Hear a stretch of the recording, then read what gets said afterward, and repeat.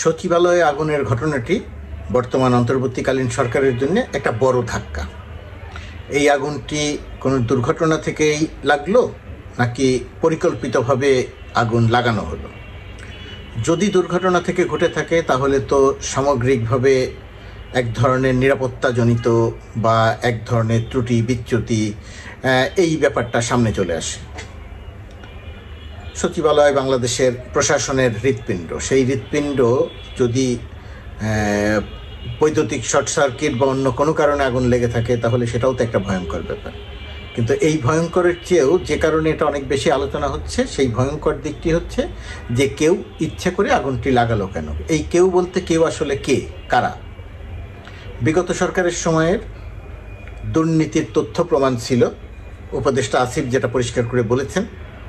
সত্যিই যদি বিগত সরকারের সময়ের দুর্নীতির তথ্য প্রমাণ নথি যেগুলো সরাতে পারেনি, বহু সরিয়ে নিয়েছে, যেগুলো সরাতে পারেনি সেগুলো পোড়ানোর জন্য যদি আগুন লাগানো হয়ে থাকে, মানে এটা বর্তমান সরকারের জন্যে শুধু ভয়ঙ্কর নয়, ভয়ঙ্করতম সংকট, ভয়ঙ্করতম সংকেত। সরকার কতটা বুঝতে পারছে বা কতটা বুঝতে পারবে জানি না। একটি তদন্ত কমিশন করেছে, 3 দিনের মধ্যে রিপোর্ট দিবে। প্রধান উপদেষ্টা বলেছেন হয়তো রিপোর্ট দিবে, কিন্তু বাংলাদেশের তদন্ত কমিশনের উপরে তো আস্থা মানুষের খুবই কম, বা নেই বললেই চলে। এটার উপরে থাকবে না সেটা বলছি না, আমি সামগ্রিকভাবে বলছি, দেখা যাক সেটা কি হয়।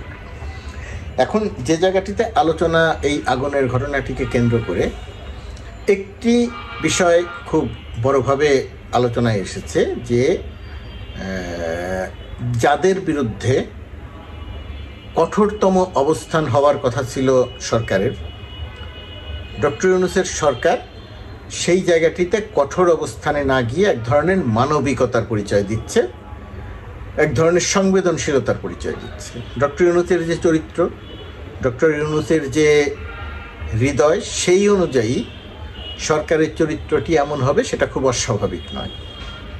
এবং এই কথাও ধারণা করা হচ্ছে, এই কথাও আলোচনা হচ্ছে যে যেহেতু সরকার নমনীয়, যেহেতু সরকার মানবিক, যেহেতু সরকার সংবেদনশীল, যেখানে কঠোর ব্যবস্থা নেওয়ার কথা সেই সমস্ত জায়গাতে সরকার কঠোর ব্যবস্থা না নিয়ে নমনীয় আচরণ করেছে, সেই কারণে সরকারকে এক ধরনের পেয়ে বসার মতো অবস্থা তৈরি হয়েছে, অথবা সরকারকে পেয়ে বসেছে। কথা বৈষম্য বিরোধী ছাত্র আন্দোলনের নেতৃবৃন্দ বলছেন যে নমনীয়তা দেখানোর কারণে সরকারের আজকে এক ধরনের সংকটের মধ্যে পড়তে হচ্ছে বলে ধারণা করা হচ্ছে। যদি আমি বিশ্বাস করি যে এই সংকট কাটিয়ে উঠবে বর্তমান সরকার। এই সরকার যে যাদের কথা বলা হচ্ছে, যেমন প্রশাসনে এখন অ্যাডমিনিস্ট্রেশন ক্যাডাররা এবং অন্যান্য ক্যাডারদের সঙ্গে একটা মুখোমুখি অবস্থানে গেছে। এমনকি এখানে সংস্কার করার কথা বলা হচ্ছে, সেই সংস্কার করা যাবে না, সংস্কার কমিশনের প্রধানকে পদত্যাগ করতে হবে, এরকম আলটিমেটাম দেওয়া হচ্ছে। আবার অন্যদিকে অন্য পক্ষও আন্দোলন করছে। এই জায়গাটিতে সরকারের অবস্থান কি সেটা নিয়ে আবার সমালোচনা হচ্ছে। গণমাধ্যম বলছে সরকার নির্বিকার, সরকার আছে বলে বোঝা যাচ্ছে না। যেহেতু মানবিক সরকার, যেহেতু সংবেদনশীল সরকার, সেই কারণে এরকম একটা অবস্থা তৈরি হচ্ছে। বৈষম্য বিরোধী ছাত্র আন্দোলনের নেতৃবৃন্দ অনেকটাই ক্ষিপ্ত, চিন্তিত, মর্মাহত। তারা আরও কঠোর হতে বলছেন সরকারকে। কিন্তু ডক্টর ইউনূসের সরকার কঠোর হচ্ছে না, কারণ ডক্টর ইউনূস নিজে মানুষটি মানবিক। পৃথিবীর যে সমস্ত দেশে ইতিপূর্বে বিপ্লব সংগঠিত হয়েছে, সাধারণত যারা বিপ্লব করে তারাই ক্ষমতায় আসে, যারা বিপ্লব করে তারাই ক্ষমতা দখল করে। বাংলাদেশের বিষয়টি একটু আলাদা, কারণ এই বিপ্লবটি সংগঠিত করেছে, গণঅভ্যুত্থানটি সংগঠিত করেছে ছাত্র জনতা, মূলত ছাত্র জনতা সঙ্গে ছিল, শ্রমিক সঙ্গে ছিল, রাজনৈতিক নেতাকর্মীরা সঙ্গে ছিল, কিন্তু নেতৃত্বটা দিয়েছে শিক্ষার্থীরা। শিক্ষার্থীরা যেহেতু নেতৃত্ব দিয়েছে, সেই কারণে সরাসরি শিক্ষার্থীদের ক্ষমতা দখল করার মতো সুযোগ ছিল না। যে কারণে ডক্টর মোহাম্মদ ইউনূসের মতো এরকম একজন বিশ্ব ব্যক্তিত্বকে সামনে আনতে হয়েছে। তিনি তার মতো করে সরকার গঠন করেছেন, সেখানে 3 জন সরকারের প্রতিনিধি, 3 জন শিক্ষার্থীদের প্রতিনিধি আছে। তবুও সরকার চলছে কিভাবে? সরকার চলছে ডক্টর মোহাম্মদ ইউনূস যেভাবে চালাতে চাইছেন, সরকারটা সেইভাবে চালাচ্ছে। যদি আমি জানি যে তিনি উপদেষ্টাদের ব্যাপক স্বাধীনতা দিয়েছেন, উপদেষ্টারা স্বাধীনভাবে কাজ করতে পারছেন। এখন যে উপদেষ্টার যোগ্যতা যেমন, তিনি হয়তো তেমন কাজ করছেন, কিন্তু উপদেষ্টাদের স্বাধীনতা দিয়েছেন। এখন এই মানবিকতার কারণে এই সরকারের উপরে প্রশাসনের বা আমলাতন্ত্রের একটা চাপ তৈরি হয়েছে। এখন এই সরকার এই আমলাতন্ত্রের এই চাপটা কিভাবে মোকাবেলা করবে সেটা সামনের সময়টিতে দেখতে হবে। প্রশাসন ক্যাডার অন্যান্য ক্যাডারদের মধ্যে যে দ্বন্দ্ব দৃশ্যমান হয়েছে, এর সমাধান কোন প্রক্রিয়াতে হবে সেটাও আগামী দিনগুলোতে দেখতে হবে। এখন এই জায়গাটিতে মূল যে সমস্যাটা তৈরি হয়েছে, সেই সমস্যাটি হচ্ছে যে সাধারণ জনমানুষের যে স্বার্থ, সাধারণ জনমানুষের জন্য যে কাজ করা, প্রশাসন সেই জায়গাটিতে স্থবির হয়ে যাচ্ছে। প্রশাসনের ভেতরে ব্যস্ততা বেশি হয়ে গেছে, পদোন্নতি, সুযোগ সুবিধা ইত্যাদি ইত্যাদি বিষয়গুলো থাকে, এগুলো থাকবে, সেটা অস্বাভাবিক ব্যাপার নয়। গত 15-16 বছর ধরে এক পক্ষকে বঞ্চিত করে রাখা হয়েছে, আর আরেক পক্ষকে সুযোগ সুবিধা দেওয়া হয়েছে। স্বাভাবিকভাবেই যারা বঞ্চিত হয়েছেন তারা এখন সোচ্চার হবেন, যারা বঞ্চিত ছিলেন, কথা বলতে পারেননি, তারা এখন কথা বলবেন। এটা খুব অস্বাভাবিক ব্যাপার নয়, কিন্তু সেটা তুলনামূলকভাবে অনেক বেশি হয়ে গেছে। বেশি হয়ে যাওয়ার কারণে যেটা হচ্ছে, প্রশাসন গতিশীল নয়। প্রশাসন গতিশীল না হওয়ার কারণে সাধারণ মানুষ সেবা থেকে বঞ্চিত। সাধারণ মানুষ সেবা থেকে বঞ্চিত, সাধারণ মানুষের জীবনযাপনে অনেক রকমের সংকট তৈরি হচ্ছে। যেমন হঠাৎ করে ব্যাংক থেকে টাকা লুটপাট করা বন্ধ হয়ে গেছে। হঠাৎ করে ঘুষ দুর্নীতির পরিমাণ অনেক অনেক কমে গেছে। তো এগুলোরও তো এক ধরনের বাজারে প্রভাব থাকে। এই সমস্ত নানাবিধ প্রভাবের কারণে প্রশাসন গতিশীল হয়ে গেছে, টাকা পাওয়া যাচ্ছে না, কাজও হচ্ছে না, এরকম একটা অবস্থা তৈরি হয়েছে। তো এরকম অবস্থার পরিপ্রেক্ষিতে নানাবিধ সংকট তৈরি হচ্ছে। অর্থনীতি স্লো হয়ে গেলে মন্দা দৃশ্যমান হয়। বাংলাদেশেও বর্তমান অর্থনীতিবিদদের ব্যাখ্যা দেবেন, আমি খুব সাধারণভাবে বলছি, সেটার একটা প্রভাব আছে। জিনিসপত্রের দাম থেকে শুরু করে মানুষের কাজকর্ম, আয় রোজগার, বিনিয়োগ, সব কিছুর উপরে একটা প্রভাব আছে। এখন এই জায়গাটিতে সরকারকে কিভাবে মোকাবেলা করবে আমি জানি না, কিন্তু মোকাবেলা করতে হবে। যে প্রশাসনের কর্মকর্তারা এখন সংস্কার কমিশনের চেয়ারম্যানকে পদত্যাগ করতে বলছেন, সংস্কার করা যাবে না বলছেন, যে প্রস্তাব তারা দেবে বলে ধারণা করা হচ্ছে সেটা করা যাবে না বলে বলছেন, এই আমলাতন্ত্র, সামরিক এবং বেসামরিক আমলাতন্ত্র মিলে সম্মিলিতভাবে শেখ হাসিনার দানবীয় স্বৈরশাসন টিকিয়ে রেখেছিল। তো যারা দানবীয় স্বৈরশাসন টিকিয়ে রেখেছিল, ব্যক্তি বলছি না, আমি প্রশাসনের ইসের কথা বলছি, তো যারা দানবীয় স্বৈরশাসন টিকিয়ে রাখলো, সময়ের পরিপ্রেক্ষিতে তারা আবার সংগঠিত হয়ে সরকারের দুর্বলতা অথবা মানবিকতা, যেটাই বলি না কেন, সেটার সুযোগ নিয়ে তারা আবার শক্তিশালী রূপে সামনে আবির্ভূত হলো। এখন তারা যখন আবার শক্তিশালী রূপে সামনে আবির্ভূত হলো, এখন সরকার এই সমস্যাটা কোন প্রক্রিয়ায় মোকাবেলা করবে সেটা সরকারকে নির্ধারণ করতে হবে। তবে দেশের মানুষ চায় যে এই সমস্যাটার সমাধান সরকার করুক। আবার রাজনীতিবিদরা সবাই আসলে পাওয়ার ব্যাপারে খুবই সোচ্চার। রাজনীতিবিদরা আবার সরকারকে সময় দিতে রাজি নয়। যত দ্রুত সম্ভব নির্বাচন দিতে হবে, তারা ক্ষমতায় যাবে।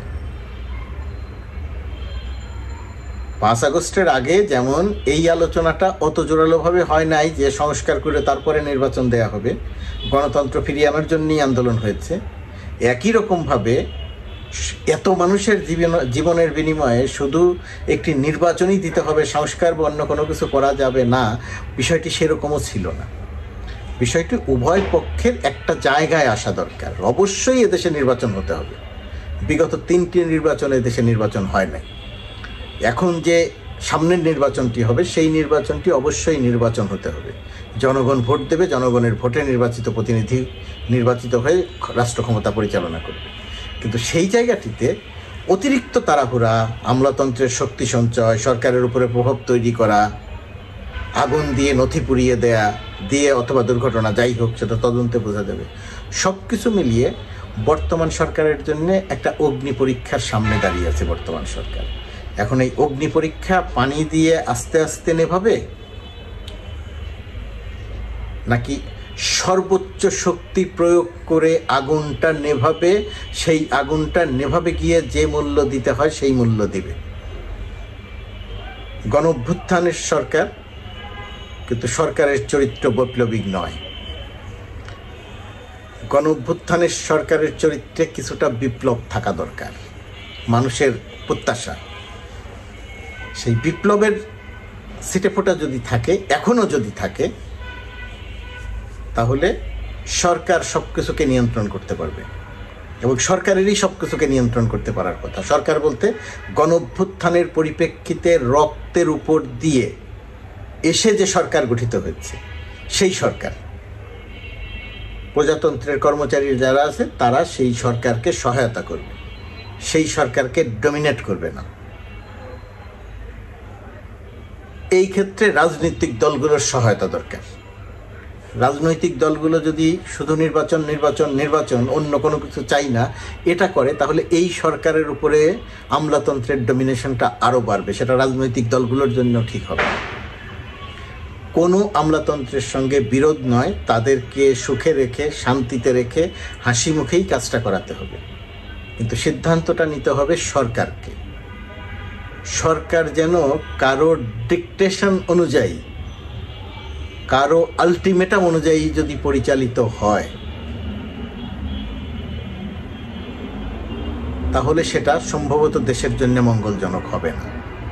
বৈষম্য বিরোধী ছাত্র আন্দোলন, তরুণরা, ছাত্র নেতারা, তাদের ভুল থাকতে পারে, ত্রুটি থাকতে পারে, দুর্বলতা থাকতে পারে। গণমাধ্যমের দায়িত্ব সেই ভুল, ত্রুটি, দুর্বলতাগুলো পুঙ্খানুপুঙ্খভাবে ধরিয়ে দেয়া, গোপন করা না। এবং আমি বিশ্বাস করি এই তরুণ নেতৃত্ব যে সাহস, যে প্রজ্ঞা, যে ধৈর্য দিয়ে শেখ হাসিনাকে বিতাড়িত করেছে, শেখ হাসিনার পতন ঘটিয়েছে, সেই নেতৃত্ব ছোটোখাটো ভুল করতে পারে, কিন্তু তারা বড় কোনো ভুল করে একটা ডিজাস্টার ডেকে আনবে সেটা বিশ্বাস করি না।